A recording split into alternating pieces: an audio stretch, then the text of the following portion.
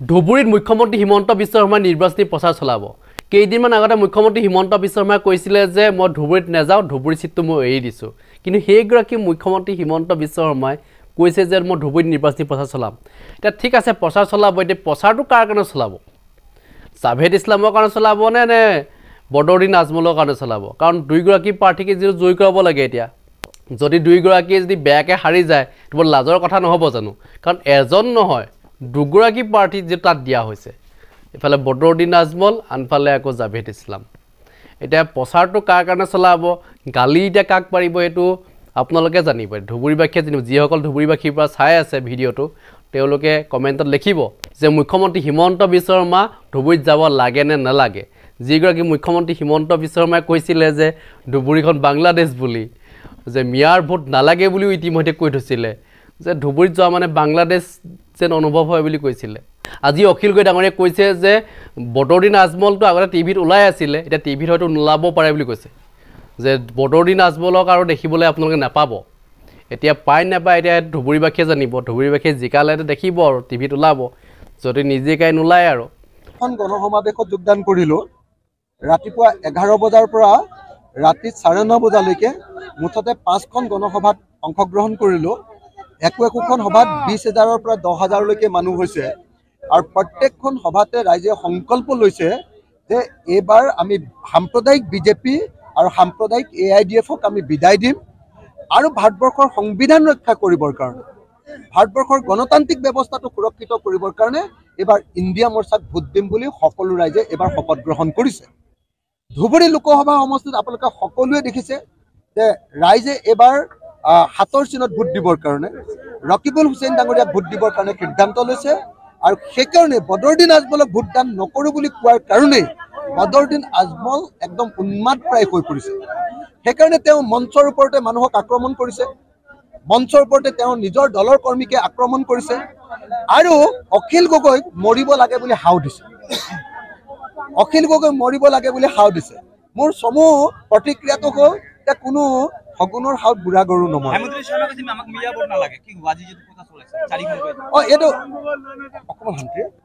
এইটো বহুত ডাঙৰ কথা যে হিমন্ত বিশ্ব শৰ্মাই কৈ আছিলে যে ধুবুৰী, বৰপেটা আৰু গোৱালপাৰা এই 3খন ঠাইলৈ আহিলে তেখেতৰ অসমত থকা যেন নালাগে। এই 3খন ঠাইকে তেখেতৰ বাংলাদেশ যেন লাগে। ইয়াৰ সকলো মানুহকে তেখেতে বাংলাদেশী বুলি কৈছিল। কিন্তু আজি লাজ লগাকে অসমৰ মুখ্যমন্ত্ৰী ডাঙৰীয়া ধুবুৰীলৈ আহিছে, আৰু ধুবুৰীত অসমৰ মুছলমান মিয়া সমাজক তেওঁ ভোট বিচাৰিছে। এইটো লজ্জাজনক ঘটনা হয় নে নহয়? যি মিয়া সমাজক তেখেতে বিদেশী বুলি কৈছিলে, যি মুছলমান সমাজক তেখেতে সকলোকে বাংলাদেশী বুলি কৈছিলে, সেই বাংলাদেশী বুলি কোৱা, মিয়া বুলি কোৱা আৰু অসমৰ শত্ৰু বুলি তেওঁলোকে ঘোষণা কৰা এই মুছলমান ৰাইজৰ পৰা ভোট বিচাৰিবলৈ অহাটো এটা লাজৰ কথা। এইটোৱে প্ৰমাণ কৰিছে যে খিলঞ্জীয়াৰ চৰ্দাৰ বুলি সদায় নিজকে জহাই ফুৰা হিমন্ত বিশ্ব শৰ্মা, খিলঞ্জীয়া মানুহৰ কাৰণে কাম কৰা, খিলঞ্জীয়া চৰ্দাৰ বুলি কৈ থকা হিমন্ত বিশ্ব শৰ্মাক এতিয়া উজনি আৰু মধ্য অসমৰ আৰু গুৱাহাটীৰ খিলঞ্জীয়া মানুহে যেতিয়া বিদায় দিলে, এতিয়া উপায় নাইকিয়া হৈ হিমন্ত বিশ্ব শৰ্মাই ধুবুৰীত আহি তেওঁ কৈ থকা যি বাংলাদেশী, তেওঁ নিজে ঘোষণা কৰি থকা যি মিয়া মানুহ, তেওঁ ঘোষণা কৰি থকা যি বিদেশী, সেই মানুহবিলাকৰ পৰা এতিয়া ভোট বিচাৰি আহিবলৈ তেওঁ লাজ লগা নাইনে বাৰু?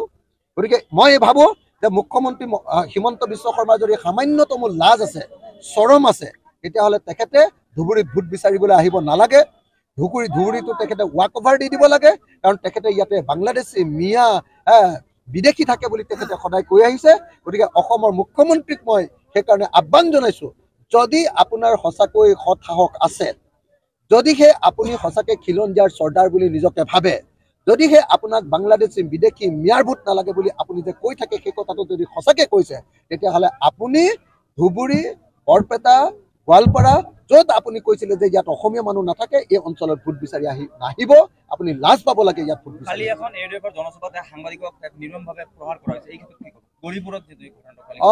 দুটা ঘটনা দেখিবলৈ পাইছোঁ যে বদৰুদ্দিন আজমলে নিজৰ কৰ্মীকে আক্ৰমণ কৰিছে, মাৰ্ক দিছে, প্ৰহাৰ কৰিছে, শাৰীৰিকভাৱে অত্যাচাৰ কৰিছে। আনহাতে গৌৰীপুৰত আকৌ সাংবাদিকৰ ওপৰত AIDF-ৰ কৰ্মীয়ে, YDF-ৰ নেতাই আক্ৰমণ কৰিছে।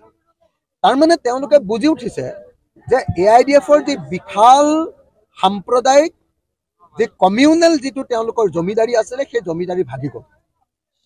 জমিদাৰী ভাগি গ'ল, কিন্তু জমিদাৰবিলাক এতিয়াও আঁতৰি যোৱা নাই। জমিদাৰবিলাকে এতিয়াও ভাবি আছে যে তেওঁলোকৰ তলত এতিয়াও ৰাইজবিলাক আছে, কিন্তু ৰাইজবিলাক আঁতৰি গুচি গ'ল, খেতিয়কবিলাক আঁতৰি গুচি গ'ল। জমিদাৰী ভাগি গ'ল, কিন্তু এতিয়াও জমিদাৰৰ উপদ্ৰৱ দাদাগিৰি এতিয়াও চলি আছে। কেইদিনমানৰ পাছত যেতিয়া 2024 চনৰ লোকসভাৰ নিৰ্বাচনৰ ফলাফল দিব, সেইদিনাৰ পাছৰ পৰা আৰু বদৰুদ্দিন আজমলৰ এজনো মানুহক আমি দেখিবলৈ নাপাম। 2024 চনত আমাক আকৌ কৈছোঁ, লোকসভা নিৰ্বাচনত ধুবুৰীত আমি বদৰুদ্দিন আজমলক হৰুৱাম, নগাঁৱত আমি আমিনুল ইছলামক হৰুৱাম, আৰু কৰিমগঞ্জত তেওঁলোকৰ প্ৰাৰ্থীক হৰুৱাম। 2024 চনত AIDF মুক্ত অসম হ'ব, আৰু 2026 চনত আমি AIDF দলটোক বিজেপিৰ লগতে ব্ৰহ্মপুত্ৰত সম্পূৰ্ণৰূপে দলিয়াই পেলাম। তেওঁলোকৰ এজনো বিধায়ক 2026 চনত অসমত জয়ী হ'ব নোৱাৰিব। আজমলে কালি এটা জনসভাত কৈছে যে অখিল গগৈ কংগ্ৰেছৰ লিডাৰ বিলাকে ভাড়া কৰিছে, আমি যদি বেছি টকা দিব পাৰো আমাৰ লগত আহিব অহাকালি। মানে বদৰুদ্দিন আজমলৰ ইমান টকা নাই। বদৰুদ্দিন আজমলে কৈ থাকে যে তেওঁ বহুত টকা আছে, তেওঁ আমুকক কিনিম, তামুকক কিনিম এনেকে কৈ থাকে নে নাই? এইবাৰ মই শপতনামাখন দেখিয়ে গম পালো, বেছি টকা নাই বদৰুদ্দিন আজমলৰ। এই দুখীয়া মানুহ বদৰুদ্দিন আজমল। মোৰ নিচিনা মানুহক ক'ত কিনিব পাৰিব? অসমৰ আটাইতকৈ শক্তিশালী মানুহ, কাকো ভয় নকৰা মানুহ। এই মানুহটোক কিনিবৰ কাৰণেতো 1000 কোটি টকা লাগিব ন।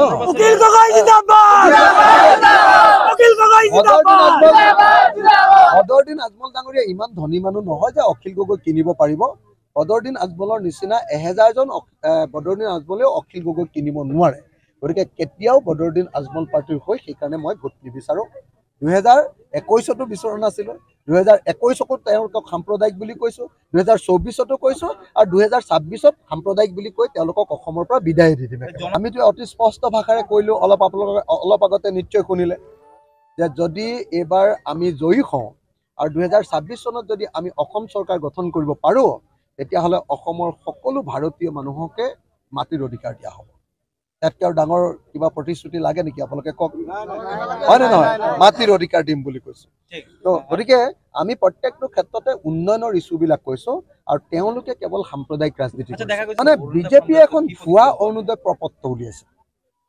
আচল চৰকাৰী অৰুণোদয় প্ৰপত্ৰখনত অশোক স্তম্ভ থাকে, আৰু বিজেপিৰ ভুৱা অৰুণোদয় প্ৰপত্ৰখনত থাকে পদুমৰ ফুল বা হাতী চিন।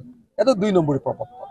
দ্বিতীয়তে, চৰকাৰী অৰুণোদয় প্ৰপত্ৰখনত বেংক একাউণ্ট নাম্বাৰটো লিখিবৰ কাৰণে হিতাধিকাৰীবিলাকৰ ঠাই থাকে, কিন্তু হিমন্ত বিশ্ব শৰ্মাৰ 2 নম্বৰী যিখন অৰুণোদয় প্ৰপত্ৰ, সেইখনত বেংক একাউণ্ট লিখিবলৈও জাগা নাই। সেইকাৰণে এখন 2 নম্বৰী নকলি ফ্ৰড মিছা অৰুণোদয় প্ৰপত্ৰ।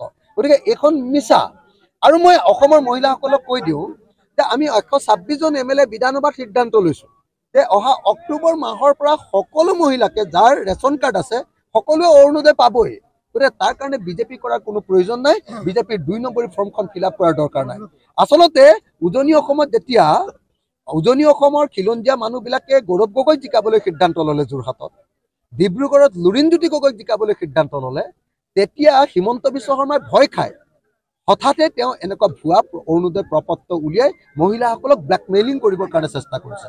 কিন্তু মই ভাবোঁ যে অসমৰ কোনো মহিলাই শিক্ষিত আৰু সচেতন মহিলাই এনেকুৱা ব্লেকমেইলিঙত ভয় খাই কেতিয়াও হিমন্ত বিশ্ব শৰ্মাক নিশ্চয় ভোটদান নকৰে।